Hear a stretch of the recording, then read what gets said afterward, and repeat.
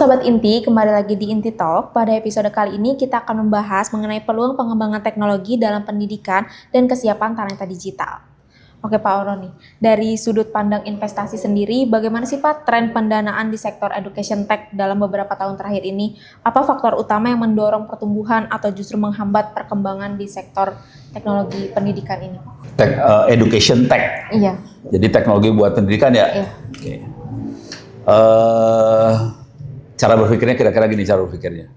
Bangsa Indonesia termasuk lembaga pendidikan semuanya nyari teknologi supaya proses ngajar, nginterin orang murah. Intinya itu. Yang seru adalah, udah tau nggak jumlah sekolah ada berapa di Indonesia? Puluhan ribu Pak, banyak. Salah, ratusan ribu. Bukan puluhan ribu. Ratusan Kampus ada berapa di Indonesia? Puluhan ribu. Salah, 4.000. Karena bentuknya kayak piramid sih. Jadi kampusnya dikit, sekolahnya banyak. Banyak yang gagal lulus. Nah, jadi sebetulnya ada segmen di mana kita bisa supply teknologi untuk sekolah yang formal. Ada segmen di mana kita bisa supply teknologi buat yang informal. Dua-duanya ada segmennya.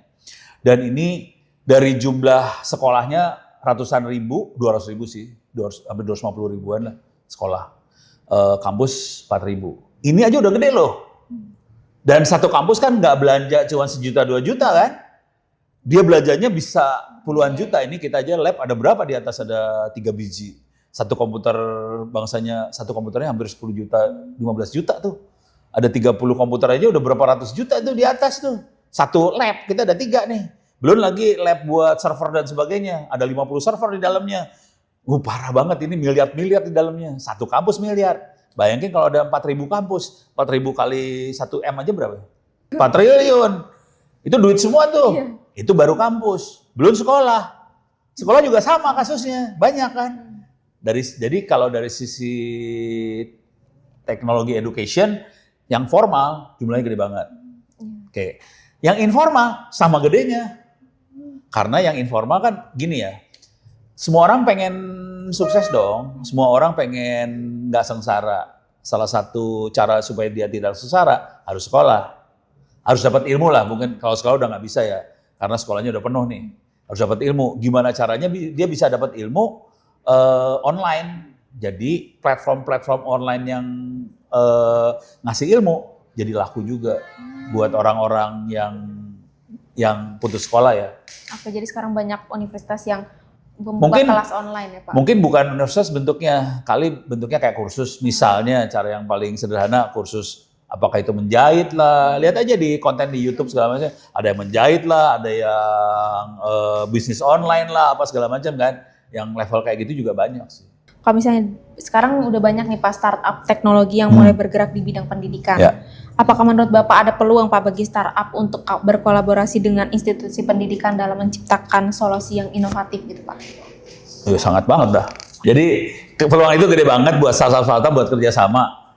Jujur sama kita, bukan pendidikan aja sih sebenarnya. Kalau kampus kan dia sebetulnya dia kembangin semua teknologi ya. Ada yang teknologi buat pertanian lah, bisa buat pendidikan lah, buat apa. Jadi kayak kemarin kita ada startup yang buat, ini contohnya seru banget nih ya. Ini startup buat tahu kebun yang dalam rumah? Kebun yang dalam rumah. Tanaman dalam rumah. Tapi pertanian dalam rumah. Organik. Pertanian organik segala macam dalam rumah ya. Dan itu semua dikontrol komputer nih. Supaya nggak mati. Misalnya airnya harus presisi, suhunya presisi. Ini kontrol komputernya. Dan ini bukan rumahan, hotel. Karena hotel kalau dia tiap kali harus beli sayurnya keluar, mahal. Dia bikin kebun organik di hotel.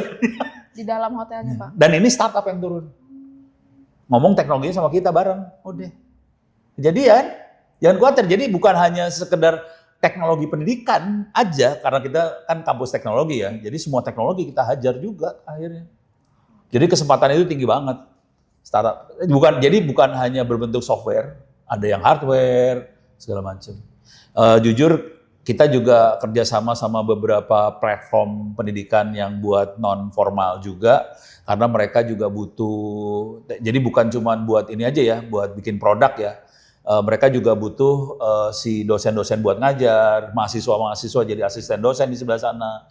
Oke Pak, terakhir nih Pak, kalau misalnya dari sisi kesiapan talenta digital, apakah ada data Pak atau temuan mengenai efektivitas program pendidikan vokasi ataupun universitas dalam menghasilkan lulusan yang sesuai dengan kebutuhan industri teknologi sekarang di Indonesia saat ini Pak? Kampus-kampus bikin orang, pertanyaannya apakah orangnya bisa diserap sama industri di Indonesia? Oke. Terus pemerintah juga bikin program yang namanya talenta digital, gitu ya.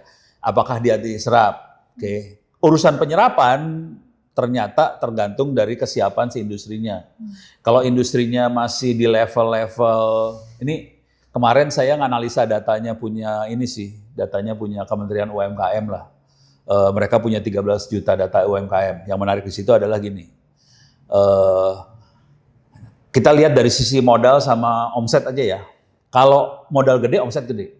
Nggak peduli sama pendidikannya sebetulnya. Mau pendidikannya SD, SMP, SMA, S1, S2, S3, modal gede, omset gede, selesai, titik. Jadi kalau modal nggak ada urusan sama pendidikan. Modal gede. Yang seru pas saya nganalisa, kita pakai AI sih, pakai machine learning buat nganalisa.